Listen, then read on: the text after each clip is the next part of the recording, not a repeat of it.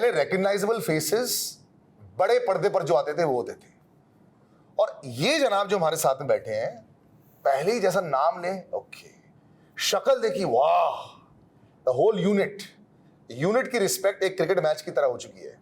जब batsman Ranji trophy में hundreds मारता है, फिर इंटरनेशनल क्रिकेट में आके और हंड्रेड्स मारता है, तो पूरी जो ऑडियंस है वो खड़े होकर क्लैप करती है। Soham ji, thank you so much join करने के लिए। Thanks a lot Salil.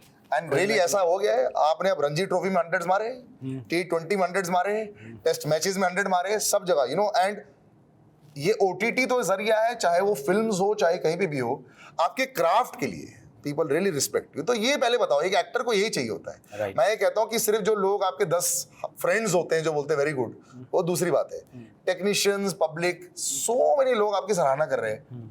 How do feel? नहीं सर, बहुत मज़ा आता है, क्योंकि कोई भी आदमी हो उसको वैलिडेशन तो चाहिए रहता है। आर्टिस्ट को जब कोई, मतलब फॉर मी, जब हम शूट कर रहे होते हैं और डायरेक्टर बोलता है कि यार मज़ा आ गया, और मतलब वो डायरेक्टर की आंखों में दिखता है कि वो उसके फेस पे दिखता है, तो आपको लगता है कि you have achieved something, correct, कि I am here for, I want to play this part. तो डेफिनेटली बहुत प्यार मिलता है, तो वैलिडेशन का मज़ा आता है, और आप एम्पावर्ड फील करते हो हर तरीके से कि हाँ मैं कुछ और बना सकता हूँ। कि जैसे मैंने तुम्बाड़ बनाई, तो तुम्बाड़ में प्यार मिला, तो अभी लोग कहते हैं कि तुम्बाड़ 2 कब आएगी, तो आप एक एम्पावर्ड फील करते हो कि हाँ यार लोग हैं जो चाहते हैं, तो एहसास जो है ना बहुत खास होता है, मुझे लगता है। ज्यादा लंबा टाइम नहीं हुआ आपको वैसे? नहीं, लंबा टाइम काफ़ी हो गया सर, बहुत पापड़े बेले, 1 डेकेड हो गया मुझे। 10 साल कुछ नहीं होता सर। ये बात से मैं agree हूँ। हाँ, 10 साल कुछ नहीं मैंने 20 साल लोगों को देखा है सर, और कुछ नहीं कर पाते कई बार। आपकी लाइफ में आई थिंक ऑब्वियस ही बात है, Tumbbad was a turning point. या लेकिन उसके बाद ऐसा एक टर्निंग पॉइंट और भी आया है, जो था पैंडेमिक, राइट, जिसकी वजह से आप जैसे टैलेंटेड एक्टर्स को बहुत काम मिलना शुरू हुआ, और बहुत अच्छी बात है। Right. जब हमने महारानी देखी और उसके साथ में और भी फिल्में देखी, तो हमें रियलाइज हुआ suddenly people were ready to give everybody who deserved the work, the kind of work that was required. But 10 साल में आपने जो चेंजेस देखे, is it now very easy, आप दरवाजा खोल के ही ओके काम रेडी है, ऐसा है, या अभी भी ऐसा नहीं हुआ है? नहीं यार, ऐसा नहीं हुआ है, और मुझे लगता है ऐसा किसी के साथ नहीं होता है। ये तो मुझे लगता है कि मिथ है। कि मैंने तुम्बाड़ बनाई थी तो लोगों ने कहा था कि यार बहुत ही करेज वाली बात है, पर अभी मैं एक और फिल्म बना रहा हूँ तो वही सेम प्रॉब्लम फील कर रहा हूँ कि मैं एक फिल्म मैंने प्रोड्यूस की है जो अभी ख़त्म हो गई है, एडिट में है वो फिल्म, तो मैं उसके लिए बहुत सारे लोगों के पास गया था, पर कोई भी तैयार नहीं था, कि जबकि मैंने तुम्बाड़ बनाई है, प्रूव किया है। बट ये कभी भी नहीं होता, मतलब एक हर, पता नहीं यहाँ का, बॉम्बे का, शायद मैं बाहर से आता हूँ, तो मैं नाइव हूँ या मैं करेजियस हूँ, मुझे पता नहीं, इसका कुछ मिक्सचर है कि हम कोई स्ट्रक्चर फॉलो नहीं करते हैं, कि मैं कोई स्ट्रक्चर फॉलो नहीं करता हूँ कि इसका ये स्ट्रक्चर है, कि मुझे तो कहानी से प्यार हुआ और मैंने बना दी। मुझे नहीं समझ में आता कि तुम्बाड़ कैसे काम करेगी, पर मुझे गट फीलिंग है कि कुछ करेगी। Like I have made a film called Ship of Theseus. Yes, of course. It was a very different film. Yes, and very widely acclaimed. I remember मैं रेडियो में कर रहा था ये, और मुझे बताया गया था कि सब जगह इसकी सराहना हो रही है, it's winning awards everywhere. मैंने कहा ये नाम ही क्या है ये? Ship of Theseus. हाँ। मतलब उसको कोई कैसे बनाएगा, मतलब उसको लोग कहते थे कि इसका नाम ऐसा क्यों है, इसमें आइटम सॉन्ग क्यों नहीं है, इसमें लोग भाषाएं अलग अलग क्यों बोल रहे हैं, but I love that content. मैंने वो फिल्म बनाई और मुझे लगता है कि जहाँ चाह वहीं रहा। तो फिर उनको किरण राव मिली, उस फिल्म को किरण ने प्रेजेंट किया और वो फिल्म लोगों तक पहुंची। ऐसे ही तुम्बाड़ के साथ हुआ, मतलब तुम्बाड़ बनी 7 साल में, पर तुम्बाड़ लॉक हुई 7 दिन में। कि जिस दिन हमारी फर्स्ट कॉपी निकली, हमने आनंद एल राय को दिखाई और उन सर को बहुत अच्छी लगी फिल्म और वो ऑन बोर्ड आ गए। तो मुझे लगता है कि वो जो है ना, कि कुछ बदला नहीं है अभी भी। तुम्बाड़ के बाद भी एज ए प्रोड्यूसर भी उतनी स्ट्रगल है, एज एन एक्टर भी। Your brain is very different of thinking. या मतलब बहुत सारे ऐसे लोग होते हैं जो क्रिएटिव होते हैं, लेकिन क्या होता है ना, वो कमर्शलाइज हो जाते हैं। राइट। मैं आपको नागेश कुगनूर का एग्जांपल बताता हूँ। यहाँ पे बैठ के बहुत सारी मुझसे बातें करते थे बहुत सालों तक। राइट। और मुझे एक बार ही बोलते थे कि यार जिस दिन मैं बड़ा स्टार लिया ना सलील, मैं बता दूंगा, my film will reach a lot more people. फिर एक उन्होंने तस्वीर बनाई और वो लास्ट फिल्म थी उनकी, और मैंने रियलाइज कर लिया था कई बार ऐसे होता है कि आपकी जो क्रिएटिव परस्यूट्स होते हैं उनको टेम्पर करके आप कमर्शलाइज कर देते हैं। You are not like that. आप कमर्शियल भी करते हैं, नॉन कमर्शियल भी स्पेस में रहते हैं, लेकिन your ideas always different. Because मैंने कमर्शियल पहले कर लिया ना मेरी लाइफ में, क्योंकि I used to be a businessman. तो मैंने कमर्शियल्स पहले समझ लिए हैं। Real estate. So I'm here for my passion, for my love. Definitely there is a first of all I want to say कि मुझे बहुत मज़ा आ रहा है आपसे बात करके। अच्छा। क्योंकि आप बहुत ही गूढ़ बात कर रहे हो कि जो ये बात है ना कि कमर्शियल, और ये मुझे लगता है कि हाल फिलहाल एक लैंग्वेज है कि सिनेमा के लिए आपको एक लैंग्वेज चाहिएगी कि एक स्टोरी होनी चाहिए और उसके स्टोरी के साथ आपका एक विजुअल ट्रीटमेंट होना चाहिए वैसा, कि नहीं तो ऑडियंस नहीं आएगी। OTT के लिए अलग है कि OTT के लिए आपको क्या चाहिए। तो वो मुझे लगता है वो बैलेंस करना और समझना बहुत ज़रूरी है कि क्या चीज़ OTT के लिए है, क्या चीज़ सिनेमा के लिए, हम किस नज़रिए से बना रहे हैं। तुम्बाड़ अगर मैं आज भी बनाता तो मैं सिनेमा के लिए बनाता, क्योंकि उसका VFX बाहर से हुआ है, बैकग्राउंड बाहर से हुआ है, वो फिल्म है लार्जर देन लाइफ। तो मुझे लगता है कि वो समझना बहुत ज़रूरी है, आपको अपना स्पेस समझना बहुत ज़रूरी है, आप किस तरह का काम करना चाहते हो वो समझना। बट आप क्या कहानियां, वैसे होता है ना बचपन में मुंगेरी लाल के हसीन सपने, बहुत सारे ऐसे, मेरा बेटा ऐसा है, वो हालांकि कुछ ना कुछ सोचते रहता है ऑलवेज। जैसे मैंने से बोला, मैं सिंपल एग्जांपल बताता हूँ, लूफा जिससे वो नहाता है, उसने बोला मैं इसको गोवा ले जाऊंगा, पूरा खोल खाल के इससे मैं फिशिंग करने वाला हूं, मैं इसका नेट बनाऊंगा।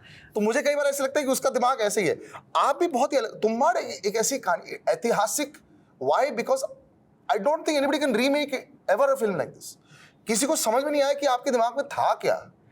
मेरे दिमाग में कुछ भी नहीं था, मेरे दिमाग में तो मैं शाहरुख खान बनने आया था। तो ये मुझे लगता है यार डेस्टिनी होती है, और डेस्टिनी होती है, और वो मतलब ऊपर वाला कह लो, आप नेचर कह लो, कुछ सॉफ्टवेयर आपके अंदर फिट करके भेजता है कि आपको बेटा ये काम करना है। Correct. तो मैं मतलब शाहरुख खान साहब का बहुत बड़ा फ़ैन हूँ, और मैं आपको छोटा सा किस्सा सुनाता हूँ कि मैं यहाँ आया था, तो मैं श्री गंगानगर से हूँ जो पंजाब के बहुत पास है। तो हम बहुत पंजाबी वीडियोज़ देखा करते हैं, म्यूज़िक वीडियोज़। और मैं लेट 20s में नहीं आया, मैं मेरी 20s में नहीं आया, इन द सेंस कि मेरे 20s में मैंने कुछ और प्रोफेशन को कमिट किया था, क्योंकि वो रिक्वायरमेंट थी, मेरी रिस्पॉन्सिबिलिटी थी। वो जब वो हो गया तो मुझे लगा कि मैंने मेरी रिस्पॉन्सिबिलिटीज़ फुलफिल कर ली, तो मैं यहाँ आया।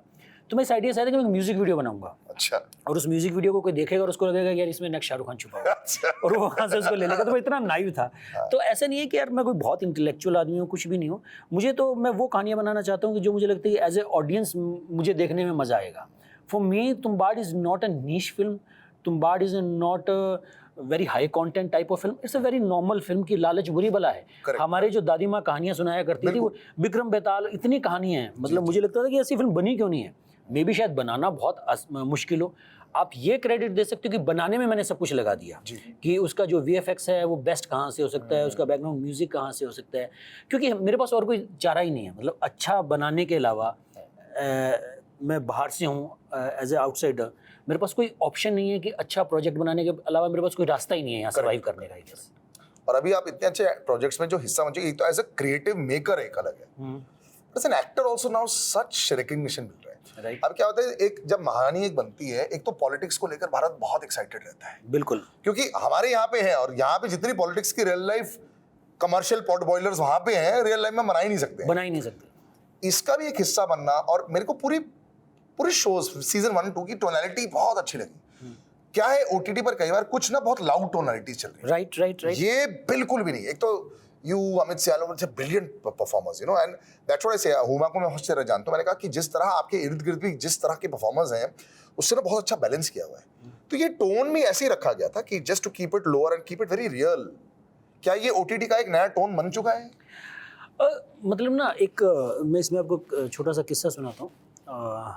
मैं तुम्बाड़ के वक्त एक इंटरव्यू दे रहा था, बहुत अच्छे जर्नलिस्ट थे, और उन्होंने बहुत अच्छी बात की थी कि क्रिएटिव आदमी कुछ क्रिएट करता है तो कुछ तो वो कॉन्शियस माइंड से क्रिएट करता है और कुछ सबकॉन्शियसली हो जाता है, जो उसने कॉन्शियस माइंड से सोचा नहीं होता। तो जो आप ये बात कर रहे हो, कोई कॉन्शियस डिसीजन नहीं था कि इसकी एक ऐसी टोन होगी। हर आदमी को अपना कैरेक्टर प्ले करने के लिए दिया गया था।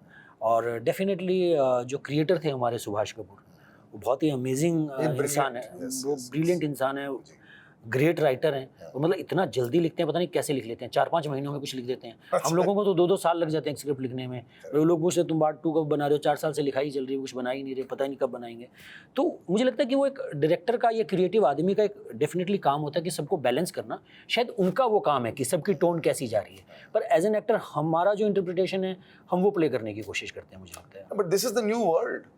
एक जमाना था जब अमिताभ बच्चन के पीछे दुनिया थी, जहां हाय करके ऐसे रहता था, लार्जर देन लाइफ, फिर वॉक पर रहता था संजू की तरह, शाहरुख खान साहब की तरह, अगेन फुल एनर्जी की तरह, Right. और फिर एक बॉडी वाला एक फेज आया था जब हर किसी को बॉडी बनानी थी। Right. अब जो है, मुझे लगता है कि we are now finally in a strange way in the real normal world. Right. पहले सीरियल्स में भी ऐसा होता था, हर कोई 1000 करोड़ का मालिक था, हर कोई पहले हेलीकॉप्टर से ही आ रहा होता था, अब रियल हो गया है। रियल के साथ में लोग अब थोड़ा सा जुड़ने से लगे, लगता है कि दिस इज पॉसिबल, हम ये जानते हैं ऐसा हो सकता है। राइट। क्या आपको लगता है कि इसको पोर्ट्रे करना इन इन अ सेटिंग जहां पे हम सिर्फ एक दर्शा रहे हैं, शोइंग रियल लाइफ, राइट ये थोड़ा मुश्किल आता है because it can look too normal, और फिर वो ऐसे लगे अरे इसमें क्या है। ये भी कुछ लोगों का कंप्लेंट होता बिल्कुल, है, हम फिल्में देखने आते हैं लार्जर देन लाइफ देखने, ये तो नॉर्मल ही लग रही है। राइट राइट राइट तो ऐसे आपको लगता है कि ये डिफरेंशिएशन आया है ओटीटी एंड फिल्म्स में, जहां ओटीटी पे they show normal right and they try to do above normal in the films? हाँ डेफिनेटली आया है।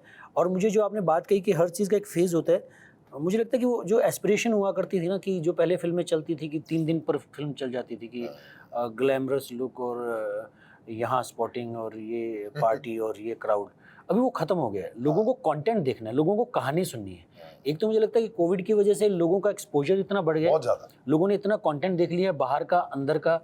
और दूसरा मुझे लगता है कि एक वो जो एस्पिरेशन हुआ करती थी ना, like I am from small town, तो वो एक बैंड्रा बॉय और बॉम्बे और उसको लेके जो फैसिनेशन हुआ करता था, बिकॉज ऑफ इंटरनेट ना सबने सब कुछ देख लिया है। मतलब जब हम 20s में थे तो यूरोप बहुत कम लोगों ने देखा होता था। मतलब हमारे यहाँ लोग जाके ज्योतिषी को दिखाते थे कि पंडित जी विदेश यात्रा का योग है क्या।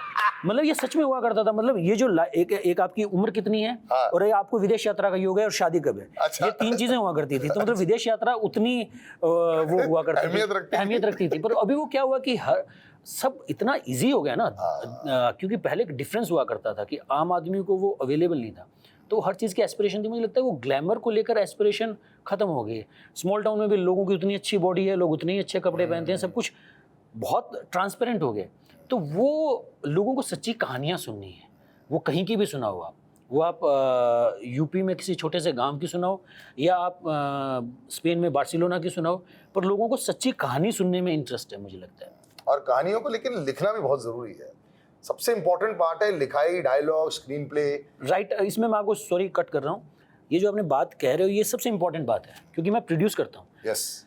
तो आइडियाज़ बहुत होते हैं, आइडियाज़ ऐसे ऐसे अफलातून सुनने को मिलते हैं कि अरे वाह, पर जब आप उनको स्क्रीन प्ले में डालते हो ना, तो वो एक क्राफ्ट का काम है। उसके लिए मतलब एक आदमी को 8-10 साल की मेहनत लगती है वो समझने के लिए कि यार इस कहानी को 2 घंटे के लिए एंगेजिंग कैसे बनाऊँ मैं। फिर उसके ऊपर आता है डायलॉग का काम। और इंडिया में मुझे लगता है कि जो अब ये जो भी फिल्म्स का हमारा हो रहा है, मुझे लगता है राइटर्स का बहुत बड़ा कंट्रीब्यूशन, कि हम राइटर्स को रिस्पेक्ट नहीं दे रहे, करेक्ट, राइटर्स को क्रेडिट नहीं मिल रहा। And according to me, this is my perspective, मेरे लिए राइटर सबसे ऊपर है। Right, I agree. मतलब मेरे लिए डायरेक्टर से भी ऊपर है। लोग मुझे पूछते हैं कि एक्टिंग अच्छी लगती है, प्रोड्यूसिंग अच्छी लगती है। अरे भाई, एक्टिंग तो केक वॉक है। एक्टिंग में तो आपको एक मटेरियल मिल रहा है जिस पर एक डायरेक्टर खड़ा है आपको मदद करने के लिए, आपको परफॉर्म करना है। प्रोड्यूसिंग में जान निकल जाती है कि वहाँ से लाओ, एक राइटर लाओ। तो राइटर जो होता है कि जो स्क्रैच से शुरू करता है, मतलब एक दुनिया क्रिएट करता है। डायरेक्टर तो लाया, उसने एक दुनिया देखी, अच्छी लगी, उसने अपना विजन डाला। एक्टर के लिए तो एक दुनिया है और एक साथ में आदमी खड़ा है डायरेक्टर नाम का, जो आपको हेल्प कर रहा है कि अच्छा आप इसको ऐसा नहीं करना है, इसकी टोन ऐसे रखना है। तो मुझे लगता है राइटर्स को लेकर ना काम होना चाहिए, मुझे लगता है। और उनके पैसे भी बढ़ाने चाहिए। बिल्कुल। जब आप वापस घर जाते हो, पहली बार जब वापस गए थे सबने वाह वाह वाह वाह बोला था, वो कब हुआ था? महारानी के बाद। क्या बात कर रहे हो, तुम्बाड़ के बाद? नहीं नहीं, वहाँ किसी को तुम्बाड़ समझ में नहीं आती। मैं श्री गंगानगर से हूँ। वो लोग कहते हैं क्या फिल्म बनाई है यार, बारिश होती रहती है। मैं मेरी मदर को ले गया वेनिस। वेनिस में प्रीमियर था फिल्म का। तो एक होता है ना कि मैं आदर्श बेटे की तरह कि यार मैं मेरी माँ को यूरोप फिल्म बनाई है मैंने, और मेरी माँ फिल्म के बीच में सो गई। उन्होंने कहा क्या फिल्म बनाई, कितनी डरावनी फिल्में बनाता है तू यार, वो दादी कितनी खतरनाक थी। तो वो जो महारानी है ना, मैं जहाँ से हूँ वहाँ लोगों को महारानी जैसा कंटेंट समझ में आता है, जो एक्सेसिबल लगता है। तो वहाँ अभी लोग भीमा बाबू के नाम से जानते हैं कि अच्छा भीमा बाबू आ गए हैं, सीएम साहब आ गए हैं। तो वो मुझे लगता है महारानी के साथ हुआ है। वो तो मुझे भी एक भारत में ना 2 टाइप के रोल्स जो है हर एक एक्टर का बचपन का वो सपना होता है। एक होता है गैंगस्टर का, दूसरा पॉलिटिशियन का। राइट। तो चाहे वो बड़े से बड़ा है, नायक प्ले कर रहे हैं या क्लिंट ईस्टवुड जाते थे, गॉडफादर हर किसी के उसमें है। तो आपके भी ऐसे कुछ लिस्ट में था, क्योंकि आप शाहरुख खान के फैन थे। राइट। और शाहरुख सर ने ऐसी कोई फिल्में नहीं की है। राइट। तो आप वो उस टाइप का वेस्टर्न सिनेमा कभी लाइफ में देखे, जो गॉडफादर एक स्टेपल रहती थी, हाथ में बंदूक और वो सारी चीजें, ऐसे टाइप का आपका थॉट प्रोसेस था कि नहीं? नहीं, पहले तो मैं बता दूं कि मुझे तो गॉडफादर का जी नहीं पता था। अच्छा। मुझे मार्लिन ब्रांडो का एम नहीं पता था। अच्छा। मैंने मेरी लाइफ में 4 इंग्लिश फिल्में देखी थी और वो भी डब। अच्छा। एक का नाम था स्पीड, एक का नाम था ट्रू लाइज, अच्छा। एक का नाम था टाइटैनिक, अच्छा। एक का नाम था जुरासिक पार्क। ये मैंने 4 फिल्में देखी थी। इतनी अलग-अलग टाइप की। हाँ, और हम 2 लोगों को जानते थे, एक तो शिवाजी को और एक स्टेलिन को। अच्छा। तीसरा नाम मैंने सुना नहीं था। और एक सुना कभी कि टॉम क्रूज हैं। तो एक रिकी मार्टिन करके स्पेनिश सिंगर थे, तो मुझे लगता था ये टॉम क्रूज है। तो ये सब तो मुझे बॉम्बे आने के बाद पता चला कि गॉडफादर क्या है, मार्लिन ब्रांडो क्या है। और पर ठीक है, अपनी खुद की वास्तव से लेकर रामगोपाल वर्मा की फिल्में नहीं पसंद नहीं, वो बहुत पसंद है। मैं बताता हूँ ना आपको कि आगे चल के, चाहे मैं शाहरुख खान साहब का फैन हूँ, पर वो जो रोल आप करने की चाह की बात करते हो तो मुझे हम के बच्चन साहब बहुत पसंद है। वो जो टाइगर है ना, कि मतलब वो जो रजनीकांत को कहते हैं कि कुमार जमीन पे चलने के लिए जैसे पैरों की जरूरत होती है, वैसे तुम्हारी बेटी को कोई एक ही आदमी ला सकता है, और वो है टाइगर। और कट्टों में अमिताभ बच्चन, ब्लैक कपड़े, लाल गमछा, बकता हुआ, वो वैसा रोल पता नहीं पुल ऑफ कैसे करोगे आप, मतलब वैसा कुछ करने का बहुत चाह है मुझे। बच्चन साहब से कभी आप मिले प्रॉपर्ली? नहीं, बच्चन साहब से नहीं मिला मैं, शाहरुख साहब से मिला हूँ। शाहरुख साहब से मिला, आमिर साहब से मिला, तो बहुत मजा आया मुझे उनसे मिलकर। उनका अलग ही ऑरा है शाहरुख खान साहब का। मैं जीरो की स्क्रीनिंग बहुत बिजी है, ऑरा रहता है लेकिन उनका। हाँ, ऐसा लग रहा होता है जैसे पता नहीं 50 चीजें दिमाग में चल रही हैं उनकी। हाँ वो है, पर बहुत ही अजीब सा, मतलब इतना बड़ा स्टार है वो। जब मैं मिला था, तो मैं मेरा एक्सपीरियंस बताता हूँ, जीरो की स्क्रीनिंग थी, वैसे खड़े थे कॉर्नर में, आनंद सर ने मुझे मिलाया, तो ऐसा लगता है कि शर्मीला सा लड़का 22 साल का जो अभी इंडस्ट्री ज्वाइन किया, मतलब एक पता नहीं क्या एक अजीब सा ऑरा है उनका, कि आप क्या कहते हो, क्या बात है। तो अब जो आपको एक टैग मिल गया, फैमिली से भी मिल गया, दोस्तों से मिल गया है, हाँ, सर्चिंग रहती है ना आजकल ओटीटी में। प्रॉब्लम क्या होगी, इतने सारे परफॉर्मर्स आ रहे हैं, राइट। और अब एक प्रॉब्लम क्या होगी, आप जैसे लोगों की प्रॉब्लम अभी हम फेस करने वाले हैं। अब एक कभी इस वाले, दूसरे अगले दिन कभी दूसरे वाले में, तीसरे कभी ऐसे, यहाँ ओवर एक्सपोजर होता है। जैसे पहले डिस्कशन होती थी सोशल मीडिया के साथ में, बहुत ओवर एक्सपोजर है, 4 साल पहले भी चल रहा था, there was no enigma left for the actor.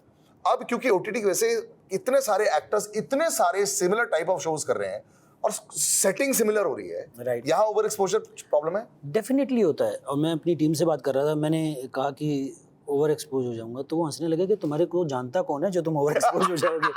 तो मैं बात कर रहा था इन टर्म्स ऑफ रोल्स के बारे में। लाइक अकॉर्डिंग टू मी, हर एक्टर के पास कुछ बॉक्स ऑफ ट्रिक्स होती हैं, या कुछ उसने जिया होता है जो वो रिक्रिएट करता है सिनेमा में। तो वो आप एक ही चीज़ को बार बार करते रहोगे, या तो लोग उग जाएंगे, और आप सारे पत्ते खोल दोगे तो आपके पास कुछ है नहीं। तो मुझे लगता है कि वो थोड़ा सा मतलब ये मेरा पर्सपेक्टिव है, हर आदमी की अपनी दुनिया होती है, अपनी समझ होती है, अपना उनकी रिक्वायरमेंट्स होती हैं। पर मुझे लगता है कि ओवर एक्सपोज नहीं होना चाहिए, क्योंकि वेब में बहुत हो रहा है कि एक ही एक्टर को आप हर जगह 3-4 बार देख रहे हो, तो वो एनिग्मा या वो चाह खत्म हो जाती है। वो कुछ रुक कर आए, कुछ अलग अलग आए, अलग अलग कैरेक्टर में देखो तो आपको मजा आता है, आपको भी लगता है कि यार इसमें ये बना था, इसमें ये बना है, तो कुछ चेंज है। बट जेलेसी हो सकती है थोड़ी सी, यार वो रोल चाहिए था, ये इतना काम कर रहा है, वो फोमो बोलते हैं ना, फियर ऑफ मिसिंग आउट, थोड़ा सा। नहीं यार, मुझे बिल्कुल नहीं होता है, क्योंकि मैं तो बहुत ही चुनिंदा, बहुत कम फिल्में की हैं। मुझे ऐसा लगता है कि जो रोल मुझे पसंद आता है तो फिर मैं उसके लिए पागल हो जाता हूँ। मुझे लगता है कि मुझे क्यों नहीं मिला, पर मुझे नहीं होता कि यार वो बहुत काम कर रहा है या मैं कम काम कर रहा हूँ। मुझे लगता है कि यार डेस्टिनी में जो लिखा है वो हो ही जाएगा, जहाँ पहुँचना है पहुँच ही जाएंगे। आप पीछे पड़ते हो क्या कई बार किसी डायरेक्टर नॉन स्टॉप व्हाट्सएप शुरू कर दिया, थोड़ा सा फोन एक्स्ट्रा मार दिया? नहीं यार, मैं थोड़ा सा शाय टाइप का इंसान हूँ। अच्छा। सोशली ऑकवर्ड हूँ मैं तो, और तो मुझे मेरे लिए परेशानी का है ये काम। पर मुझे बहुत ऐसे डायरेक्टर्स हैं जिनके साथ काम करने की चाह है। मुझे लगता है कि यार किसी दिन मौका मिले तो इनके साथ काम करें। जैसे कि आज सुन लेते हैं। अभिषेक चौबे, अच्छा, विशाल भारद्वाज, यस, नीतीश तिवारी, दिवाकर बनर्जी जी, बहुत सारी, बहुत लंबी लिस्ट है, मतलब श्रीराम राघवन। तो ये सब डायरेक्टर्स हैं जिनके साथ ऐसा लगता है ना कि नागराज मंजुले, तो आपको लगता है कि यार इनके साथ काम करेंगे तो एज एन एक्टर भी आपके अंदर कुछ ग्रोथ होगी, कि कुछ सीखने को मिलेगा, कुछ मजा आएगा, कुछ बनाएंगे साथ में। बट आपका जो ऑरा एज अ प्रोड्यूसर, बहुत लोग पता है क्या है, they like very simple actors, right. उनको क्या लगता है कि अगर एक आदमी बहुत ज्यादा कुछ जानता है ना, तो उनको लगता है थोड़ी सी झिझक आ जाती है, और वो लगता है कि कहीं ज्यादा ओवर स्मार्टनेस ना दिखा दे, for lack of better word, right. ये आपके कभी खिलाफ गया? Because you are a very well known producer also. हाँ यार, मुझे लगता है ये मेरे बहुत खिलाफ गया है। खिलाफ नहीं गया, मेरे लगता है मुझे बहुत खिलाफ गया है। लोगों को लगता है, एक तो देखो मैंने एनएसडी या एफटीआई नहीं किया है, तो लोगों को लगता है इसको एक्टिंग आती भी है नहीं आती, तो लोगों के लिए क्वेश्चन है कि क्योंकि इसने कुछ इसकी फॉर्मल ट्रेनिंग है नहीं, खुद की फिल्में बनाता है तो मैनेज कर लेता होगा। तो मुझे लगता है कि एक तो एक्टिंग को लेकर लोगों को मुझसे लोगों को पता नहीं, मुझे लगता है कि ट्रस्ट नहीं है। दूसरा मुझे लगता है लोगों को लगता है कि प्रोड्यूसर है, एक तो नखरे होंगे, टेंट्रम होंगे, या खुद की ही फिल्में बनाता है तो अमीर भी होगा। हाँ, अमीर भी होगा, लीड हीरो ही करता होगा। जैसे सुभाष सर, जो मुझे बहुत अच्छे से जानते हैं, महारानी के लिए उन्होंने सीधा कॉल नहीं किया मुझे, उन्होंने किसी कास्टिंग डायरेक्टर को कहा, उसका कॉल आया मुझे, मुकेश छाबड़ा का कॉल आया मुझे, उन्होंने मुकेश छाबड़ा को कहा, क्योंकि उनको लगता था कि यार मैं सीधा कॉल करूंगा वो किसी कहीं मेरी दोस्ती के चक्कर में ना कर ले, पर उसका करने का मन नहीं हो, क्योंकि वो खुद की फिल्में बनाता है, लीड करता है। तो ये सब जो मैं प्रोड्यूस करता हूँ, ये एज एन एक्टर मेरी राह में आता है। पर मैं आपके यहाँ चैनल के थ्रू ये कहना चाहता हूँ कि मैं काम का भूखा हूँ, मुझे हर तरह के रोल करने हैं, प्लीज़ आप मुझे कास्ट करो, मुझे काम की सख्त ज़रूरत है। लेकिन फिर भी प्रोडक्शन छोड़ेंगे नहीं, प्रोडक्शन कैसे छोड़ेंगे? हाँ, ये जरूरी है। और मैं ये भी कहना चाहता हूँ कि इसका मतलब ये नहीं, और आप अगर वेस्ट में जाएंगे, इतना हम लोग वेस्ट को एप करने की कोशिश करते हैं, ऑलमोस्ट हर एक एक्टर जो होता है एग्जीक्यूटिव प्रोड्यूसर होता है फिल्म का। कुछ देर के बाद आपको एक एक्स्ट्रा इन्वॉल्वमेंट की जरूरत पड़ती है। मुझे पहले, मैं बता रहा हूँ सर, 15-20 साल पहले जब मैं एक्टिंग करता था, मुझे प्रोड्यूसर बोलते थे you are too intelligent to be an actor, तुम सुनते नहीं हो, सिर्फ जो करना है। मैं कहा, लेकिन क्यों करना है ये तो पूछ सकते हैं ना। नहीं होना ही चाहिए। हाँ। ये क्वेश्चन के बिना आप एक्टिंग करोगे कैसे? और वो बोलते थे, और ये उस समय ये यूज किया था, क्यों भाई तुम कोई आमिर खान हो क्या, क्यों ऑलवेज। आज की डेट पर at least actors are supposed to be intelligent and they have their way. पहले ऐसा नहीं माना जाता था, और ये आपने भी फेस किया होगा, I am sure 10 years back, कि इतने सवाल क्यों कर रहे हो भाई। नहीं, बिल्कुल आपकी बात सही है। और फॉर्चुनेटली मतलब मैं जिस एरा में आया तो एरा थोड़ी चेंज हो गई थी, हल्की सी। तो हल्की सी चेंज हो गई थी, और कुछ चीज़ें मैंने बना ली थी, तो वो लोग इतना क्वेश्चन नहीं करते थे। पर मुझे लगता है कि एज एन एक्टर, मतलब मैंने ये डायरेक्टर्स को कहा है, मैंने अभी जैसे खुद की फिल्म प्रोड्यूस की, तो मेरा ये कहना था कि यार फाइनल कॉल आपका है। आप सेट के मालिक हो, आप जो कहोगे वो होगा, आप कहोगे कूद जाओ तो मैं कूद जाऊंगा, पर मुझे क्वेश्चन करने का राइट होना चाहिए। कि मैं ये समझने का मुझे राइट होना चाहिए कि यार ये मेरा पर्सपेक्टिव है, या ये मैं ऐसा सोच रहा हूँ, आपको अच्छा लगे तो आप रख लो, नहीं अच्छा लगे तो निकाल दो। तो मुझे लगता है वो राइट तो होना ही चाहिए डेफिनेटली। आई थिंक वो बढ़ भी रहा है, but you know currently the माहौल भी थोड़ा सा अलग हो गया है। आप खुश हैं इस माहौल से, बट ये public interference and public consciousness बहुत बढ़ गया है। राइट। पिक्चर पसंद नहीं है तो किसी को नहीं देखना चाहिए। राइट। सभ्यता, संस्कृति, there interpretation of what this story is, creative liberty की हदें पार नहीं होनी चाहिए, ये तो मुझे कभी समझ में नहीं आया। बट अब क्या लगता है कि आगे चलते हुए एक दायरे के अंदर रह के फिल्में बनानी पड़ेगी या क्रिएटिव कंटेंट बनाना पड़ेगा, आपको लगता है ऐसा होगा? नहीं, मुझे लगता है ऐसा कुछ नहीं होगा यार। ये समय होता है कि अर्जुन नर का क्या समय बड़ा बलवान, तो कुछ समय होता है, निकल जाता है। फिल्में कितने सालों से बनती आई हैं। एक टाइम था जब VCR आए थे, तो उससे ऐसा लगा था कि फिल्म इंडस्ट्री खत्म हो जाएगी। एक टाइम था जब पायरेसी आई थी, तो ऐसा लगा था कि फिल्म इंडस्ट्री खत्म हो जाएगी। फिर अभी ऐसा लग रहा है कि वेब आया तो लगता था इंडस्ट्री खत्म हो जाएगी। ऐसा कुछ नहीं है। बात मतलब ले देकर मुझे तो लगता है कि हमें राइटर्स में इन्वेस्ट करना चाहिए। अगर आपकी कहानी अच्छी होगी, आपकी फिल्म अच्छी होगी, तो लोग देखने आएंगे। कौन किसी को रोक कोई सकता है? जिसको अच्छी लगेगी फिल्म देखने जाएगा, वो जाएगा। तो मुझे लगता है इन सब चीज़ों से कुछ ज़्यादा फर्क नहीं पड़ रहा। बात ये कि हम अपने काम पर फोकस करें, और कई सुनी बातों पर एंड नॉइज पर कई बार ना फोकस करें। और अगर फिल्में नहीं चल रही है, इसका मतलब क्लियर हो सकता है कि शायद कंटेंट लोग पसंद नहीं आए। ये नहीं कि कोई कैंपेन आपके खिलाफ था या कुछ लोग आपके खिलाफ, ऐसा नहीं होता एक्चुअली। ऑनेस्टली आपको बताऊं मैं, अब हाल ही में बहुत सारी बड़ी फिल्में, बड़े बड़े नंबर्स आ रहे हैं पिक्चर के लिए। Let's hope they all do well. Sir, thank you so much for joining us. Thank you Salil, बहुत मजा आया आपसे बात करके। आपसे भी, बिकॉज मुझे लगता है कि ये जो आपने बात बोली ना, कई बार लोग मेरे खिलाफ यूज कर देते हैं प्रोड्यूसर। मैं वही बोलता हूँ, I never understand why people expect you to be small and not talk about it. Shahrukh Khan साहब ने ये बात बोली थी, I am the best at it, मैं सब कुछ करता हूँ, बोलने में क्या हर्ज है। और मुझे लगता है कि इसको अपनी बीन बजाना नहीं बोलते। दुनिया आपसे पूछती नहीं है, तो आप जाके दुनिया को बता दो कि मैं 10 चीजें कर रहा हूँ, अगर आपको प्रोड्यूसर की जरूरत है मैं बन जाऊंगा। So don't stop doing that sir. We will see you soon. B4U entertainment पर भी this will be available. I will catch you soon.